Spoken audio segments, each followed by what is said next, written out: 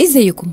أكيد في لحظة عدت عليك وانت بتسمع صوتك في التسجيل الصوتي حسيت فيه بالإحباط وإنه صوتك مختلف عن اللي انت متعود عليه، وبتسأل نفسك هو أنا صوتي عامل كده ليه؟ تعالى معايا أقولك إيه السبب ورا الاختلاف ده. طلعوا يا محي ورجوا كده ولفوا بالبكرة. كتير من الناس ما بتحبش تسمع أصواتها بعد التسجيل، وده مش مصادفة، ده ليه تفسير علمي، واللي نقله موقع سيلكشن الكندي عن طبيب الأذن البروفيسور الأمريكي آرون جونسون إنه قال إننا لما بنتكلم بتنتقل الموجات الصوتية للخارج بعد ما بيتردد صداها في الفم والحنجرة والراس وصولاً للأذن الداخلية، وده اللي بيسمعه الشخص اللي بيتكلم بس، لكن ما بيسمعوش الأشخاص المحيطين بينا.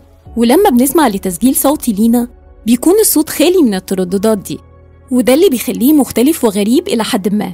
ولحسن الحظ إن صوتك ما بيزعجش الناس اللي حواليك لأنهم متعودين عليه، بالإضافة كمان إنهم ما سمعوش صوتك الداخلي أبداً. ده الصوت! وبس كده.